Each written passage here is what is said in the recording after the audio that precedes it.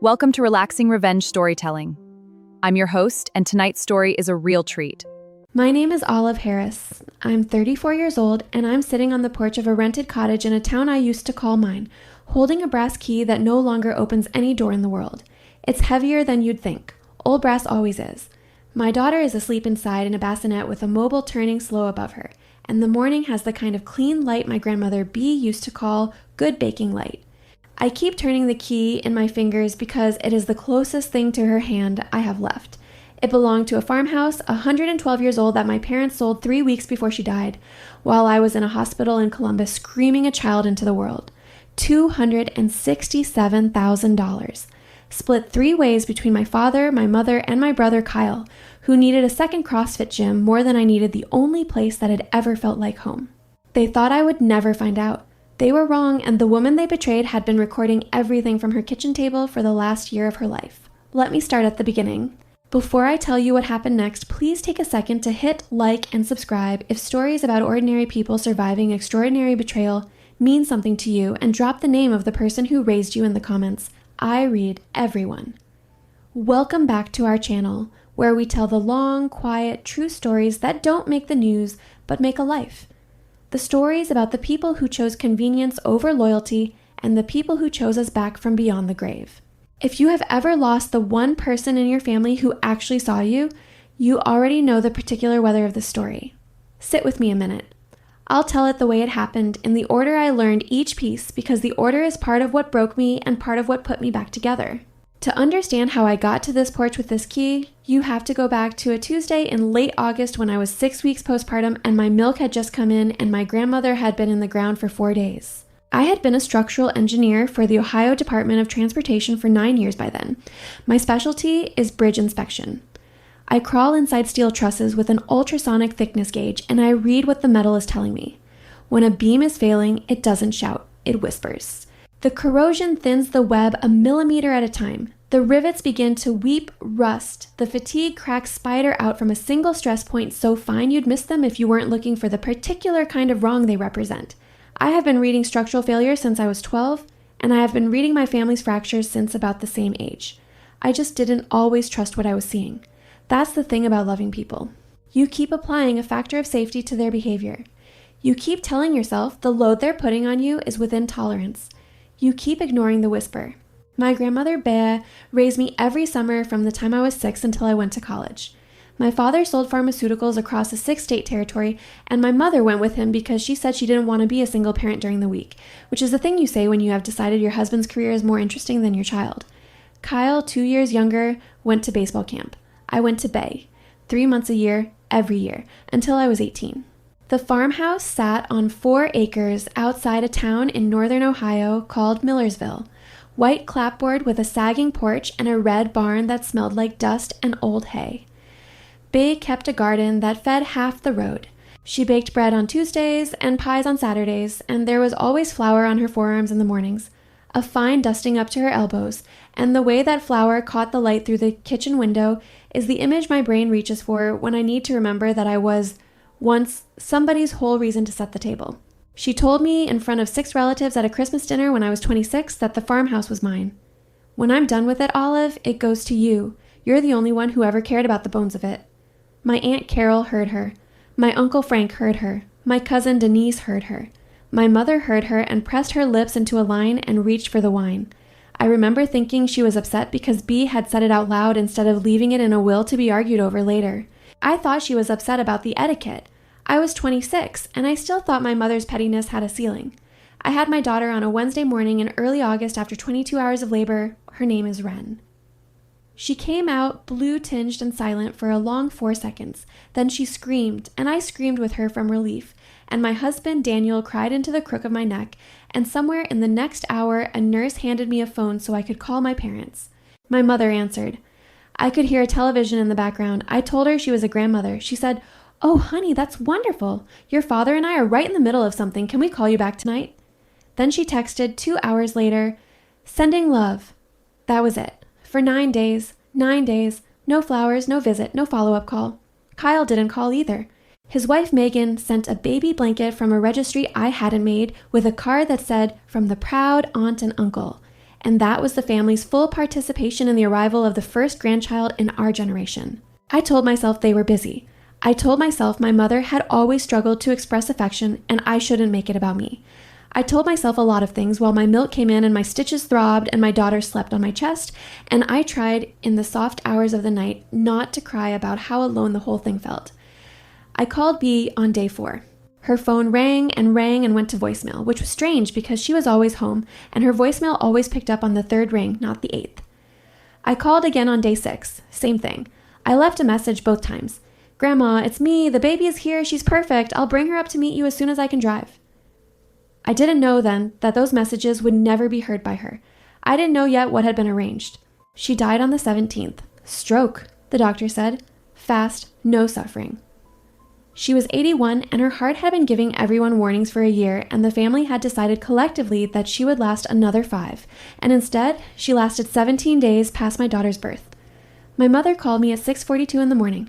I remember the time because Ren had just finished nursing and I had just laid her down and the phone vibrated on the nightstand and I knew before I picked up. My mother's voice was flat. "Honey, Grandma passed in her sleep last night. The funeral is Saturday. We'll handle the arrangements. You just focus on the baby." I sat on the edge of the bed in the dark and I could not make a sound. Daniel woke up and put his hand on my back and I just shook my head and finally I said the word Grandma, and he understood. And he held me while I cried so hard I thought I might dislodge something inside myself that was still healing.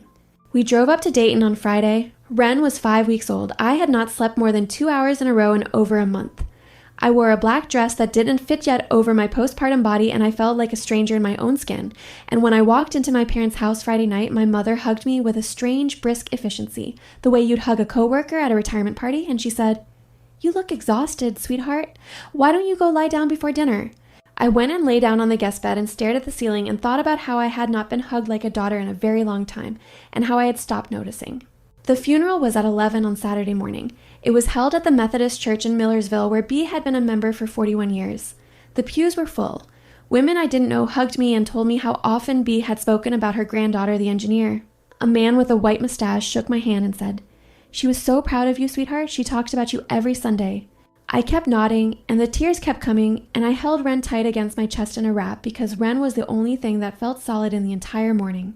At the reception, in the church basement with the green carpet and the metal folding chairs, my mother smiled when she handed me the funeral program. That smile had teeth. I didn't know how to describe it at the time. It was the smile of someone who has gotten away with something and is enjoying the second course. I took the program. I sat at a table with Daniel and Ren and 3 of Bea's church friends, and I ate a piece of dry ham off a paper plate and I tried to keep breathing. That's when I noticed the keys. My Aunt Carol had been put in charge of organizing Bea's personal effects for the family to look through.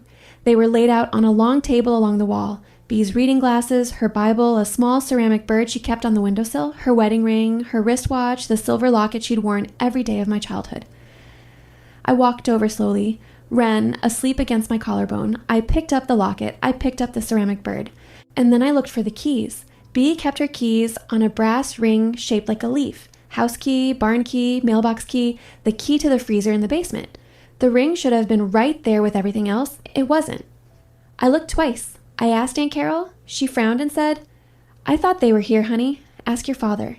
I found my father by the coffee urn. He was talking to a man in a charcoal suit. I waited, and when the man walked away, I touched his elbow. "Dad, where are Grandma's keys?" My father did not look at me. He took a sip of coffee and said, "The keys? I think your mother has them, or maybe they're at the house. I'll check." Then he changed the subject. He asked about Ren's pediatrician. I answered. 30 seconds later, I asked again. "Dad, the brass ring with all her keys, the farmhouse, the barn, where are they?"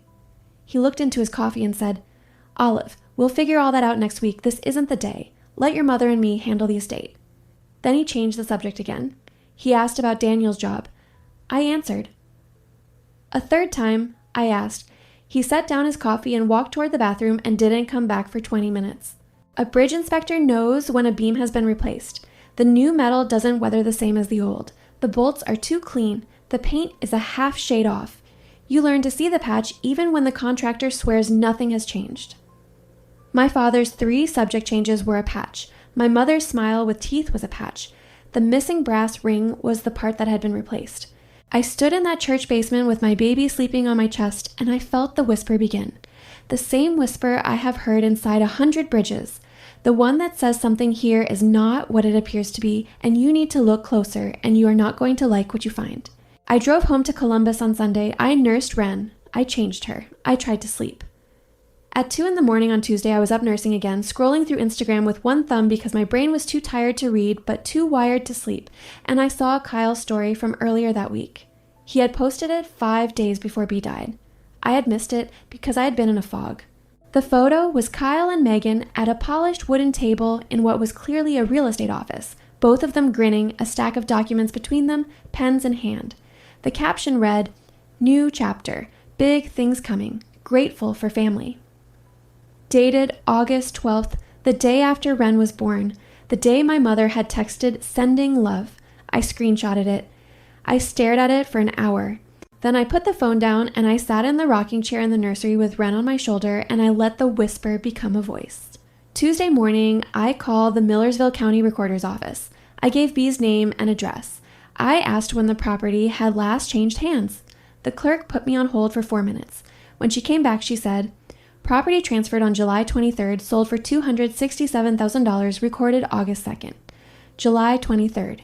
I went into labor on July 23rd.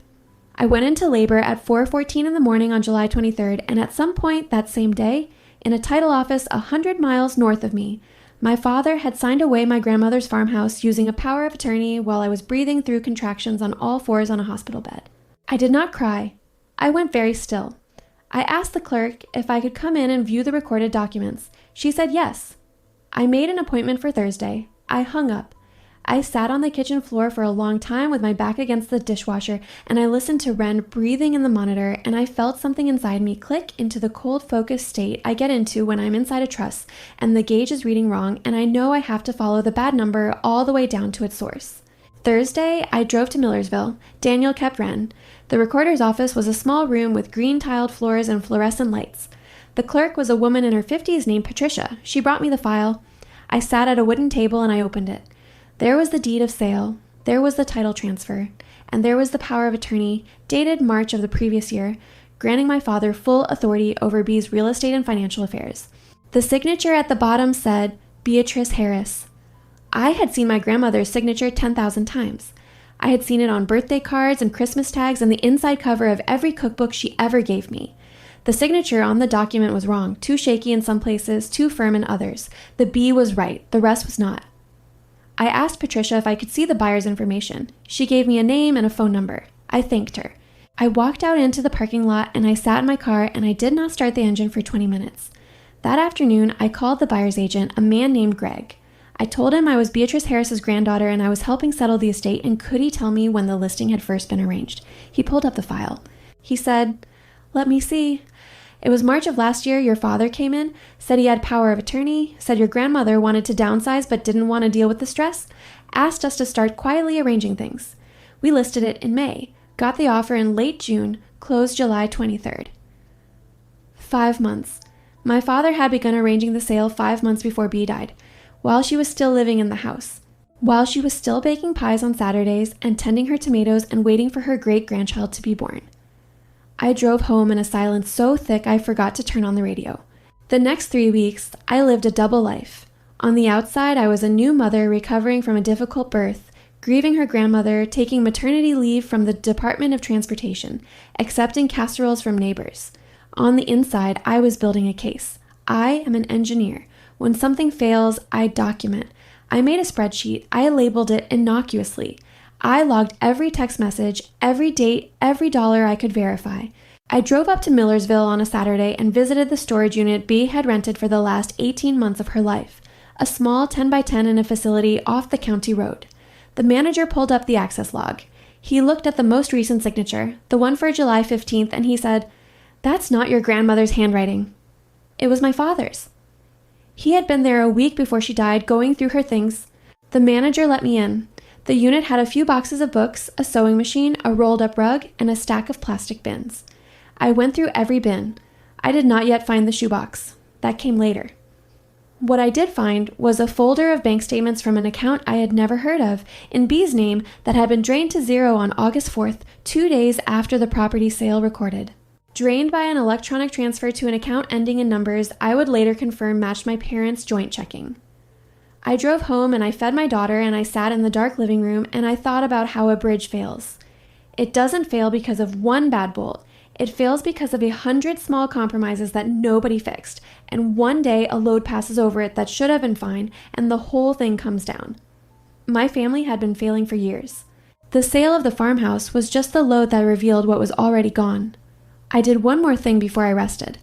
I called Aunt Carol. I asked her casually if Bea had mentioned anything about her will in the last year. Carol got quiet, then she said, "Honey, she told me last spring she'd written a letter to her lawyer making sure the farmhouse went to you. She was very firm about it. She said your father had been pressuring her about money after her hip surgery and she wanted it in writing.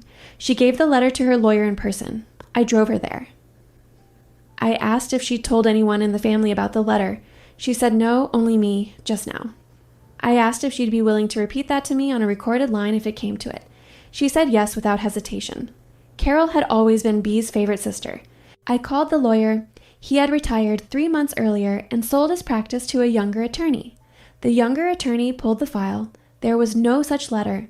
The file contained only a will dated 9 years earlier that distributed everything equally between my parents and Kyle and me. I asked if files could go missing during a practice transition. The attorney said carefully, "It's not impossible, but it's not typical." I asked if my father had contacted the previous attorney in the last year. He checked the log. My father had called 3 times in February. I sat with that for a week. I want to say to anyone listening right now who has ever felt the dawning horror of realizing that the people who are supposed to love you have been organized for years against your interests, I see you.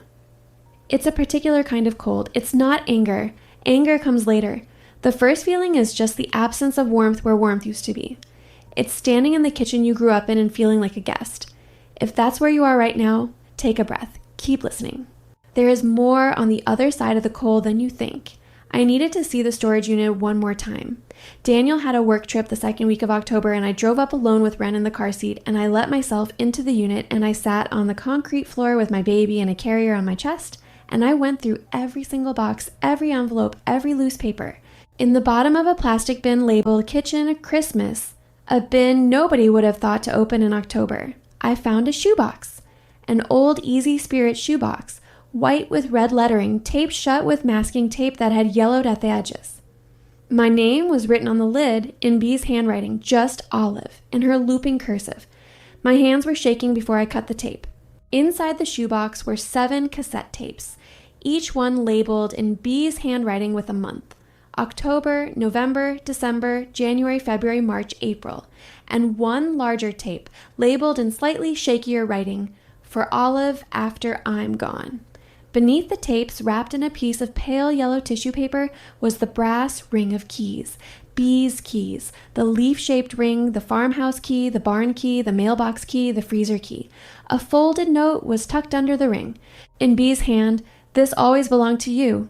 I sat on the concrete floor of that storage unit and I held the brass key in my palm and I cried in a way I had not allowed myself to cry since she died. Ren slept through it. She is a good sleeper, my daughter. She slept through her great-grandmother reaching across death to touch my hand. I drove home that night with the shoebox on the passenger seat, buckled in like a person. Daniel was still away. I put Ren to bed. I went to the basement and I found my husband's old Walkman, the one he'd kept since college, and I sat at the kitchen table at 1 in the morning with a cup of tea and I put in the first tape, the one labeled October. I pressed play. My grandmother's voice filled the kitchen. "Hello, sweetheart. It's Grandma. I'm going to be recording these because I don't quite trust what's happening around me, and I want there to be a record. Today is October 8th. I'm sitting at my kitchen table. I just got home from the doctor, and the new pain pills they gave me after the hip surgery are making me foggy, and your father came over yesterday with some papers he wanted me to sign, and I don't quite remember what they were. He said it was just routine, a power of attorney in case anything happened, but he was in a hurry and I was tired and the pills had me confused. I signed 2 pages. I'm writing this down in case I forget. I love you, sweetheart. Kiss the baby for me when she comes."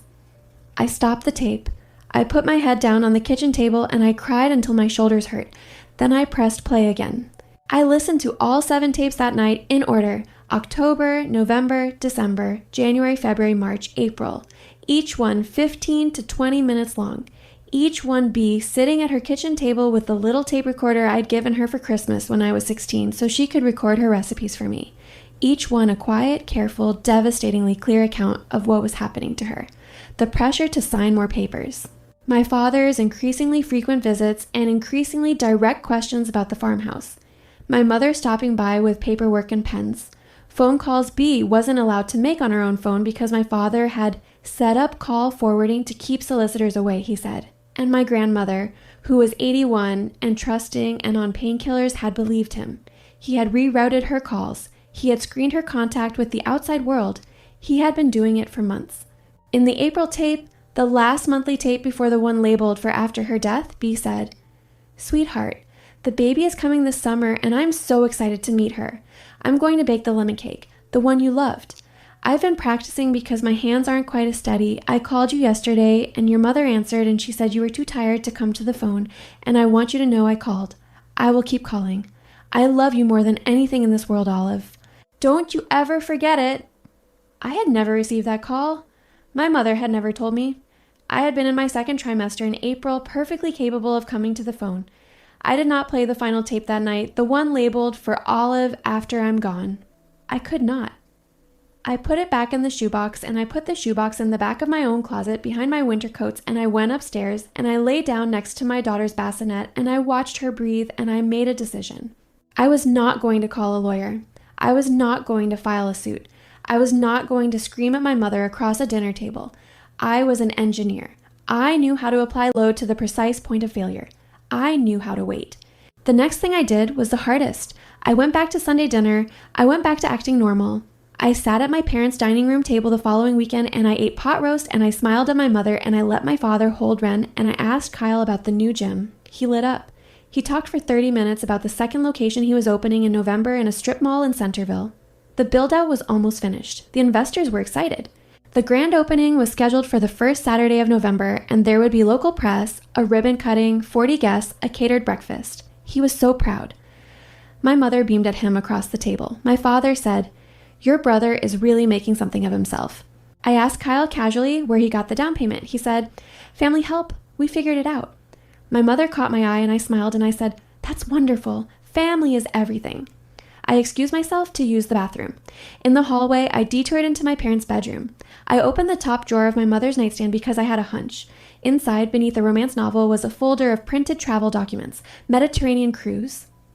Embarkation date, December 12th, 2 passengers. Balcony stateroom, 12 nights, paid in full, $18,400. I closed the drawer. I went back to dinner. I ate dessert. I told my mother the apple crisp was delicious. I drove home. That night, I started looking through B's old phone. It had been in the shoebox, too, in a small Ziploc bag with the charger. I plugged it in. It came on. There was one voicemail in the inbox marked saved, dated July 19th, 4 days before B died, 5 days before the farmhouse closing. I pressed play. My mother's voice. Casual, clear. Recorded without her knowledge, apparently picked up because B had butt dialed her own voicemail while my mother was talking nearby. Or more likely, because B had set the phone down on speaker during a conversation and didn't realize it was still recording. My mother's voice said, "She doesn't need to know about the sale, Mom. Olive's got her own life now, and frankly, Kyle needs this more than some sentimental girl who bakes pies in your kitchen once a year. Just sign the last paper and we'll handle everything. You don't need to worry about it." Then a pause. Then my mother's voice again, sharper. "Mom, are you listening? Sign the paper." I listened to it 3 times. Then I copied it. I uploaded it to a cloud drive. I emailed myself a backup. I texted myself a backup. I burned it onto a CD using Daniel's old laptop. I made sure that voicemail would survive a house fire. I want to pause here because I think if you have been listening this far, you might be in a particular place yourself. If someone in your life kept you from saying goodbye to the person who loved you most, if they intercepted the calls, if they told the dying person you didn't want to come, if they engineered the silence and let the silence become the last word, you already know this feeling. It sits in your chest like a door that closed while you were standing right outside it. Tell me in the comments, who did they keep you from? I want to know. I want to read everyone. Because you are not alone in this, and I needed someone to tell me that when I was sitting in my kitchen at 1 a.m. with my dead grandmother's voice playing on a Walkman.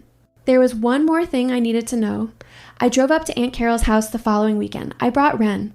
We sat at her kitchen table, a small round oak table with a yellow gingham runner that I remembered from childhood Thanksgivings, and I asked her if she would tell me everything she knew about the last year of Bee's life. She did. She told me about the pressure, about my father's frequent visits 3 or 4 times a month by the end, always alone, always at odd hours, about how Bee had called her in tears in May, saying that she hadn't been able to reach me for weeks and she didn't understand why, about how my mother had told Bee in front of Carol once that Olive has been overwhelmed with the pregnancy and just doesn't have the bandwidth for long phone calls right now. A lie. A clean, casual, brutal lie, delivered with the same tone my mother used to ask for the salt. Carol cried. I cried. Wren slept against my chest, her small fist curled into the collar of my sweater. Carol told me that she had begged Bee to call a different lawyer, an independent one, but Bee had said she didn't have the energy and she trusted the letter she'd given to her original attorney would be enough. Carol said, Honey, your grandmother fought. In her own quiet way, she fought. She just didn't know how outnumbered she was. She put her hand over mine on the table. Her hand was thin and warm and had Bee's same knuckles. I almost broke at the sight of it. I drove home with the brass key in my pocket and a plan forming. The grand opening of Kyle's second gym location was the first Saturday in November. I called him on the Wednesday before and I told him I wanted to come. I told him I was proud of him. I told him I wanted to bring Wren and meet his investors. He was thrilled. He said, Olive, that means the world. Mom will be so happy you're coming around. I said, I'll be there at 9 sharp. Save me a seat near the podium. He laughed and said he'd save me the best one in the house. I had rehearsed the warmth in my voice for 2 days. He did not hear a single false note in it. That is the part I think about most when I think about how easy I was to lie to for 34 years. The current ran both ways. I knew how to do it too. I want to tell you what I did in the days between that phone call and the ribbon cutting, because I am an engineer and the preparation mattered more than the moment. I did not sleep much, but I had not slept much in 3 months anyway. Wren was a constant companion in the preparation. I would feed her at 3 a.m, and then I would sit at the dining room table with the tapes and a notepad, and I would listen again to the final tape, the one labeled For Olive After I'm Gone, which I had finally played alone in the basement the night after I returned from Carol's house. Daniel was upstairs with the baby. I sat on a folding chair in the basement with the Walkman in my lap and the bare bulb overhead casting a tight white circle on the concrete floor, and I pressed play. Her voice was thinner than on the other tapes. She had recorded it in June, maybe early July, when the cancer she had not told anyone about, the cancer that was likely what actually took her, the doctor's stroke notwithstanding, was making her tired. I'm still not sure exactly when, but her voice was hers. The slow, careful Ohio cadence, the way she said my name with 2 syllables, the small clearings of her throat between sentences. Olive, sweetheart, if you're hearing this, it means I'm gone, and it probably also means they kept us apart at the end. I want you to know that I fought. I called every day that last week. I called and your mother answered and said you didn't want to come, that you were resting, that the baby was hard. I knew it wasn't true. I knew my granddaughter. But there was nothing I could do from this kitchen with my hip the way it was and the pills making me foggy. So I made these tapes. They are for you. The whole story is on them. Every paper they pressured me to sign, every call they intercepted, every lie. I want you to have the truth in my voice because they will tell you their version, and I want you to be able to lay mine alongside it. The farmhouse was always yours, sweetheart. I wrote a letter to my lawyer making sure of it. The letter your father will tell you was lost. It wasn't lost. He took it. I don't have proof of that, but I know it in my bones. The farmhouse was for you and the baby and your husband and whatever children come after. It was yours. They have probably sold it by now. I am sorry. I am so sorry I could not protect it for you. But listen to me, Olive.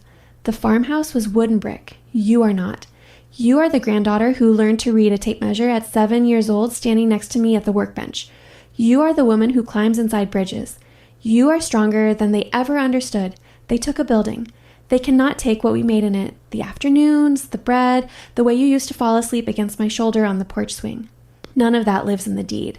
All of that lives in you. Be kind to yourself, sweetheart. Grieve me, grieve the house, and then live. Live a life that has nothing to do with them.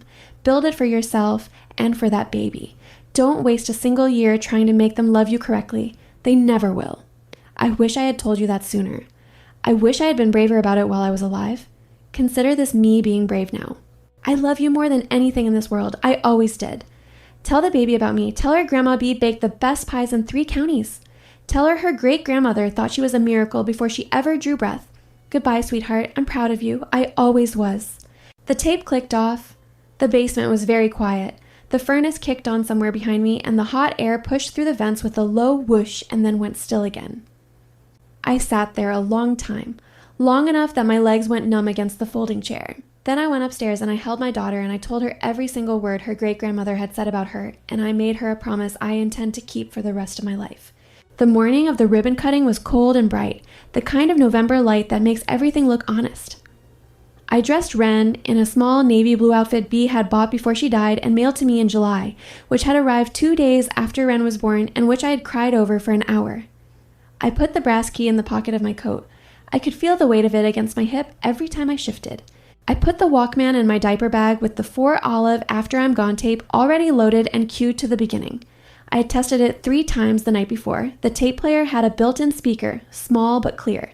I had bought a portable Bluetooth speaker from the electronics store on Wednesday. Better sound, larger range, and I had figured out how to plug the Walkman's headphone jack into the speaker's auxiliary input.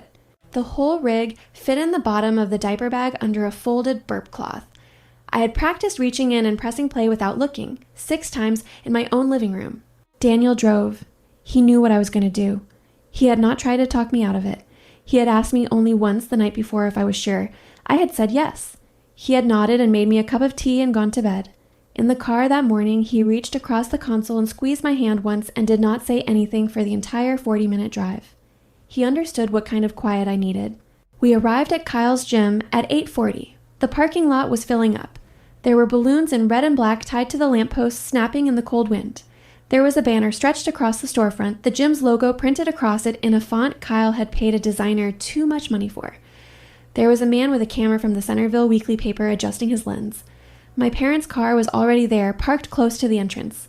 Inside, my mother was arranging muffins on a folding table draped in red plastic. She had on the gray cashmere sweater she wore for occasions she considered important. My father was shaking hands with a man in a polo shirt, laughing too loudly at something the man had said. Kyle, in branded gym apparel with his last name printed across the back, was rehearsing with Megan near the podium where a pair of giant scissors and a red ribbon waited on a small folding table. My mother saw me and her face lit up with what I now recognize as performance. She came over and hugged me, that same brisk efficiency I had felt at the funeral, 3 months condensed into 2 seconds of contact, and cooed at Wren and said, "Sweetheart, I'm so glad you came. This means everything to your brother." I smiled. I said, "I wouldn't miss it."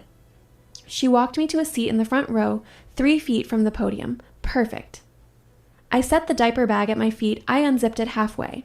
I put my hand inside and turned on the Bluetooth speaker. The little blue light blinked once and went steady. I had rehearsed this silence for 6 months.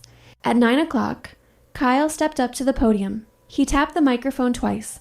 The room hushed. He thanked everyone for coming. He talked about his vision. He talked about community. He talked about how family had supported this dream, how his parents had believed in him, how this second location was the beginning of something bigger. The reporter was scribbling notes. The investors were nodding in that synchronized way investors nod when they want to be seen agreeing. My mother was beaming. My father had his arm around her shoulders, his thumb tracing small circles on the cashmere. Kyle said, "I want to dedicate this opening to the people who made it possible. My parents, my wife, and my late grandmother Bee, who I know is watching from above and is proud of all of us." That was when I stood up. I held Wren against my chest with one arm. I bent down and I reached into the diaper bag and I pressed play on the Walkman and I turned the volume on the Bluetooth speaker all the way up. I lifted the speaker out of the bag and I set it on the edge of the podium next to Kyle's giant scissors. The speaker was small and black and unassuming. Nobody quite registered what it was at first. Bee's voice came out of the speaker, clear and slow and unmistakably hers. Louder than I had expected. The cheap acoustics of the strip mall ceiling amplified her into every corner of the room. "Olive, sweetheart, if you're hearing this, it means I'm gone, and it probably also means they kept us apart at the end. I want you to know that I fought."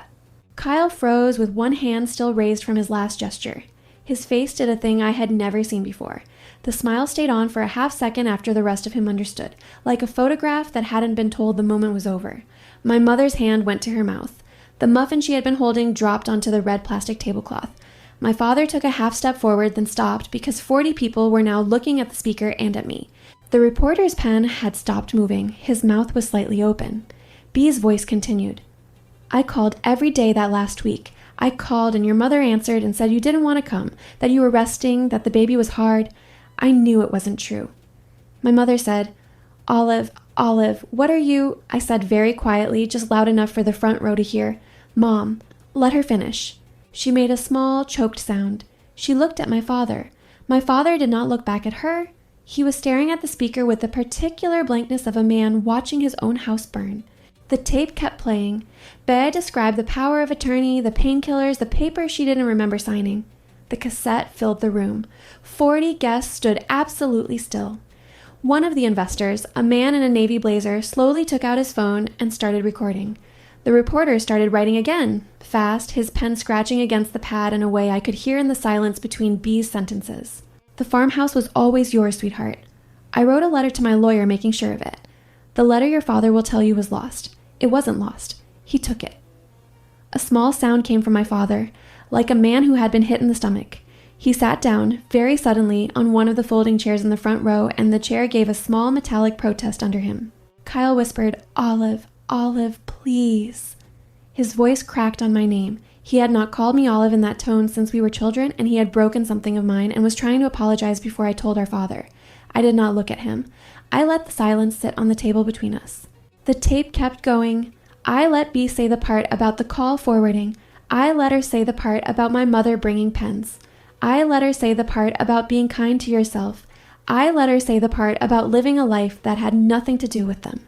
Megan, Kyle's wife, started to cry. Quiet, confused crying. The crying of a person realizing in real time that the family she had married into was not what she had been told it was. One of B's old church friends, a woman named Doreen, who I had not noticed in the back row, said out loud, Oh, B. Oh, sweet B. I let the tape run another full minute. I let B say, I love you more than anything in this world. Then I stepped forward. I picked up the diaper bag. I picked up Ren's carrier from the seat next to mine. I left the Walkman and the speaker on the podium, still running. I turned to the room. 43 seconds passed before I spoke. I wanted them to hear another stretch of her voice in the open air, with all those faces tilted toward it. Then I said, Grandma B wanted you all to hear her side. My mother said, Olive, you can't just... I said, I can. I just did. Then I walked out. The tape was still playing when the door closed behind me. I heard her voice through the glass as I walked across the parking lot, muffled but recognizable, the long, careful vowels of a woman who had once stood next to me at a workbench and taught me to read a tape measure. Daniel was waiting in the car with the engine on and the heat running. I buckled Ren into her car seat. Her cheeks were pink from the cold. She blinked at me, unbothered, and reached for my finger. I sat down in the passenger seat. I closed the door. Daniel said, Are you okay? I said, Drive. He drove. I did not cry until we were on the highway. Then I cried for 40 minutes straight, and Daniel held my hand, and Ren slept in the back, and the November fields rolled past the window in a long brown blur, the corn stubble and the bare oaks and the occasional silver flash of a pond. By the time we got home, I felt something I had not felt in months. I felt quiet. I did not hear from my mother for 9 days. When she finally called, I let it go to voicemail. She left a message. She said, Olive, what you did was unforgivable. We need to talk. Your father is devastated. Kyle's investors are pulling out. Call me back. I deleted it without responding. She called again the next day and the next. By the end of the second week, she had left 17 voicemails, each one moving through a different register. Anger, hurt, manipulation, guilt, and finally, in the 17th, a strange flat tone that said, Fine, have it your way. I hope this is what you wanted. I deleted that one too. I did not save a single one. I had all the recordings of her voice I would ever need. My father came to my house in early December. He knocked on the door at 11 in the morning on a Tuesday. I saw him through the front window. He had aged. His shoulders were lower than I remembered, and the coat he was wearing, a wool overcoat I had picked out with him at a department store 6 Christmases ago, hung loose on him. I did not open the door. He stood on the porch for 20 minutes. He did not knock again. He just stood there with his hands in his pockets and looked at the door and once at the porch ceiling and once at the bare maple in the front yard. Eventually, he left an envelope on the doormat. Inside was a check for $66,750, my supposed share of the sale, and a note that said, "Let's put this behind us." I shredded the check. I burned the note in the kitchen sink. I watched the paper curl and blacken and the words "behind us" disappear last. I did not respond. Kyle's second gym failed its occupancy inspection in February on 3 structural deficiencies. I had been giving him free structural consultations for the first location's build-out, just basic load path reviews as a favor, and he had assumed I would do the same for the second. I had not. He had hired a cheaper engineer who missed 3 things I would have caught in an afternoon: an undersized header over the front entry, a slab joint that was going to crack under the rubber floor load, and a roof deck attachment that did not meet the wind uplift requirement for the county. The inspector failed him on all 3. The fix cost him $41,000 he did not have. The investors, who had already gotten nervous after the ribbon-cutting tape, pulled out within the week. 2 of them in writing, one of them in a single phone call that Kyle later told Megan lasted under 2 minutes. The second location closed in March without ever holding a paid class. The banner came down. The balloons had been gone since November. My parents' Mediterranean cruise happened in December. They posted photos, cocktails on a balcony, a bowl of pasta in Naples, my mother in a sun hat against a blue rail. The photos got fewer likes than usual. By the time they returned, the story of the cassette tape had traveled through B's church in Millersville. Carol had not stayed silent. 3 of B's oldest friends had stopped speaking to my mother. The pastor had reportedly suggested gently that perhaps my parents might find a different congregation more comfortable. My father took early retirement in January 4 years before he had planned to, because his territory had been reassigned and the early retirement package he received was substantially less than the salary he had been counting on. The cruise had eaten his cushion. The check he had tried to leave me had eaten more of it. He and my mother sold their house in the Dayton suburb in the spring and moved into a smaller condo in a town I did not visit. I have not seen any of them in 14 months. I rented this cottage in May in the town where the farmhouse used to stand. The new owners tore down B's farmhouse in March to put up a 4-bedroom new build with vinyl siding. I drove past it once. The clapboard was already gone. The porch I had fallen asleep on 1,000 times was a pile of splintered boards in a dumpster at the edge of the lot. I did not stop. The barn was gone too. The garden was gone. The tomatoes B had planted the spring before she died had been bulldozed, their stakes still leaning at the angles she had pushed them into the ground. I cried for an hour in the car parked on the shoulder of the county road with Ren asleep in the back, and then I drove away and I have not gone back to that road. The cottage I rent is 6 miles away on a quieter road with a porch that faces east and a small yard where I have planted my own garden. Tomatoes, beans, a row of zinnias along the south fence because B always said a vegetable garden needed flowers in it to keep the bees honest. The brass key sits on the windowsill in the kitchen above the sink, where the morning light catches it and throws a small, warm glint onto the white wall behind the faucet. I see it every time I rinse a cup. Ren is 15 months old now. She's walking. She says about 30 words. One of them is Grandma. I show her the photograph of B I keep on the refrigerator, B on her porch in 1998, flower on her forearm, squinting against the sun. And I say, Grandma B, and Ren says, Gamma B. It is the closest thing to a religious experience I have ever had. I went back to work in February. My boss at the Department of Transportation was kind about the extended leave. I'm inspecting bridges again. Last month I spent 4 days inside a steel through truss over the Maumee River, crawling along a catwalk 50 feet above the water, reading the metal. The coal came up off the river in sheets and the wind moved through the truss with a low organ pipe note that I have always found peaceful. The metal told me what it always tells me. Some things are stronger than they look. Some things are weaker. The job is to know which is which and to say so plainly. Even when the contractor does not want to hear it, even when the budget does not want to allow it. Bea would have understood the work. She used to walk her own porch every spring and tap each board with her foot and tell me which ones to pull up and replace. She read wood the way I read steel. I want to say a few things before I go. I used to think family was the people you were born to. I was wrong. Family is the people who show up. My grandmother showed up for 18 summers and for the last year of her life when she was being lied to and isolated and pressured and still found a way to leave me the truth in a shoebox. My parents and my brother did not show up. I spent 34 years calling them family because that is what the word on the birth certificate said. I do not call them that anymore. I used to think love and loyalty were the same thing. I was wrong about that too. My parents loved me in some incomplete, inconvenient way that did not include loyalty. They loved me with loyalty woven all the way through. The first kind of love can coexist with selling the house out from under you while you are in labor. The second kind cannot. If you have to choose which one to seek out in your remaining decades, choose the second. The first will tell you that you're asking for too much. The second is what you were born to expect. And I used to think that justice meant a courtroom, a confrontation, a verdict. I was wrong about that the most. Justice, in my experience, is gravity. You stop holding people up and they fall to the level their own choices have built for them. I did not destroy my parents. I did not destroy my brother. I simply stopped offering my labor, my consultations, my presence at their Sunday tables, my forgiveness in advance for the next thing they were planning to take. They fell. They are still falling.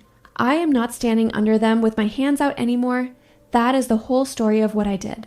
To the listener, if someone in your life is right now keeping you from the person who loves you most or has done it already and the goodbye has been stolen from you, I want you to know two things. The first is that the love is not gone. It was real before they interfered with it, and it is real now. They cannot reach inside what you already have. The second is that the truth has a way of surviving. It survives in shoeboxes and voicemails and the memories of aunts who paid attention. Keep looking, keep listening. The dead, in my experience, are very patient about being heard. This has been my story. One brass key, one shoebox of cassette tapes, and one final recording of a grandmother who fought for me from a kitchen table I will never sit at again. If any part of this story landed somewhere tender in you, tell me in the comments. Who is the person who loved you most and what do you carry of them? I will read every reply. If you have not yet, please subscribe so the next story finds you when you need it. There will be more. There always is. Be kind to yourself this week and call the person who showed up for